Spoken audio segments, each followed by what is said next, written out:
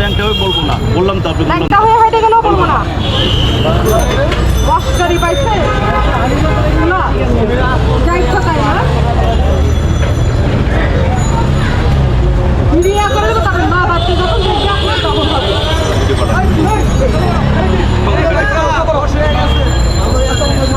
আর বাবা আমরা কোনো কথা বলি নাই, বলি নাই, কিছু হয় নাই। আমরা তারা তো কথা বলতেছি, উনি আইসা এখন মহিলা আইসাটা চাষ করতেছে, আমরা কোনো কথা বলি না। আমি ওনার কথা বলতেছি, কোনো শব্দই বলি না, কিছুই বলি না, কিছুই বলি না।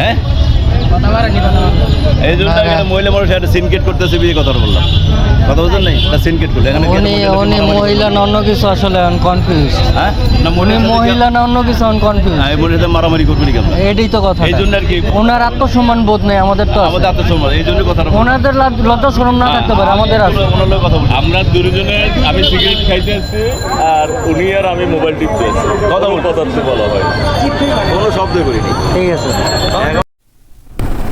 হুট করে যখন অফিস থেকে আর কি বের হওয়ার পরে যমুনার পকেট গেট দিয়ে বের হচ্ছিলাম। আমার পার্কিংটা রাখি হচ্ছে, বাইকটা রাখি পার্কিং অন্য জায়গায়, যমুনার পার্কিংয়ে রাখি না। তো বের হওয়ার পরেই দেখলাম একটা মহিলা আর হচ্ছে একটু বয়স্ক করেই, ইয়াং বলা যায় না, মোটামুটি লোকটার বয়স আছে। তো ওনাদের ভিতরে কথোপকথন চলতেছে আর মহিলাটা হচ্ছে হলো ভিডিও করতেছে। তো রিজনটা আসলে আগে বোঝার চেষ্টা করি। তো বোঝার চেষ্টা করে দেখি মহিলা ওনার মুখ দিয়ে বলতেছে, যদি আমি উলঙ্গ হয়েও হেঁটে যাই তাও আপনারা কিছু বলতে পারবেন না। তখন আমি আসলে বিষয়টা মোটামুটি ভালো মতোই বুঝে যাই এই বিষয়টা কি।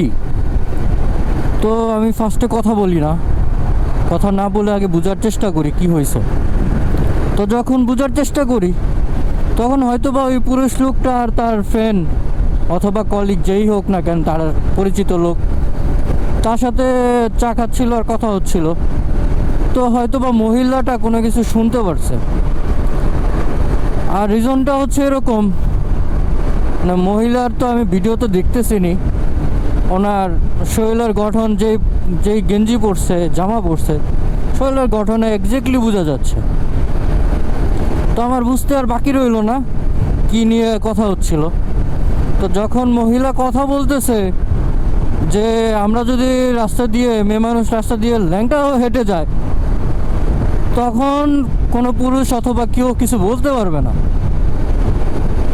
আমরা মুসলিম কান্ট্রি হয়ে যদি এরকম একটা সিচুয়েশনে আমাদের পড়তে হয়, কি বলবো আসলে। ওই জায়গায় ওর মহিলা মানে মেয়ের কথা শুনে, মানে ওর কথা শুনে আমার ঘৃণা চলে আসছে মেয়ে জাতের উপরে। এরকম অবস্থা আসলে পুরো আপনারা ওই রকম মাইন্ডে নেবেন না।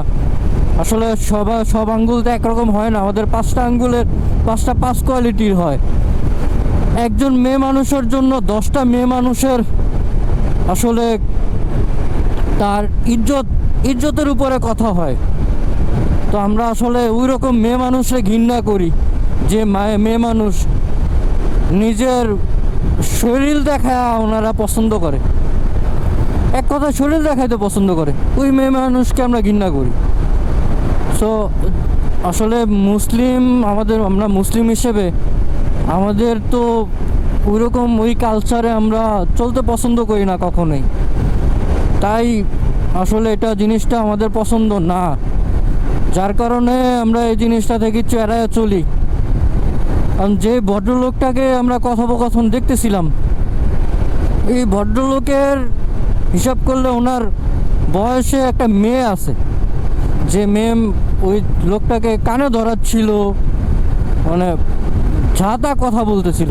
আমার নিজের কাছেও খারাপ লাগে, কিন্তু ওই জায়গায় কথা বাড়াই না আমি। আসলে পরে ওই লোকটার সাথে কথা বলে চলে আসি যে আসলে কি করব আমরা আসলে ওদের কাছে অপারক হয়ে গেছি। ওদের বিষয়ে আসলে কথা বলতেও চাই না, বলতে ভালোও লাগে না, কারণ ওদের বিষয়ে কথা বললে আরো ঘৃণা করে। তাই আসলে ওদের বিষয়ে কথা বলতে চাই না। যাই হোক, আপুরা যারা আছেন, আপনাদের তো মা বাবা আছে, আমাদের ইসলামে আছে বিয়ের আগে আপনি যে অকারেন্সগুলো করবেন সে দায়ভার তার বাবা, তার ভাই, তাদের নিতে হবে। আর বিয়ের পরে যদি কোনো অকারেন্স করেন সেটা নিতে হবে তার হাজবেন্ডকে। তো আমাদের বাবা মা আর হচ্ছে হলো হাদিসে এরকমভাবেই আসছে, শেষ জামানা এরকম একটা সিচুয়েশন হবে, মেয়ে মানুষের শিকল দিয়েও আটকায় রাখা যাবে না। আসলে আস্তে আস্তে সব কিছু মিলে যাচ্ছে, আমাদের পরিবেশের সাথে এই জিনিসগুলো সব মিলে যাচ্ছে। আসলে ওদের বিষয়ে আর কোনো কথা বলতে চাই না, আসলে ওদের বিষয়ে কথা বললেও ঘৃণা করে। একটাই করব, আল্লাহ ওদের হেদায়েত দান করুক, এছাড়া আসলে ওদের বিষয়ে আর কোনো কথা বলতে চাই না। তো ভালো থাকবেন। আর আপনারা যারা এখনও শাহবাগীদের নিয়ে খুব উত্তাল, তাদের এইসব দেখা উচিত। আসলে যারা শাহবাগী ওরা আসলে উলঙ্গ হয়ে চলতে ওরা পছন্দ করে বেশি, ওদের শরীর দেখাইতে পছন্দ করে। যাই হোক, ওইসব বিষয়ে আর কথা বলবো না, কথা বাড়াবো না। তো সবাই ভালো থাকবেন। আর আমার ইউটিউব চ্যানেলটাকে অবশ্যই সাবস্ক্রাইব করে দিবেন, আমার ফেসবুক পেজটাকে ফলো দিবেন, আর লাইক কমেন্ট শেয়ার দিয়ে সাথে থাকবেন। ভালো থাকবেন। আসসালামু আলাইকুম।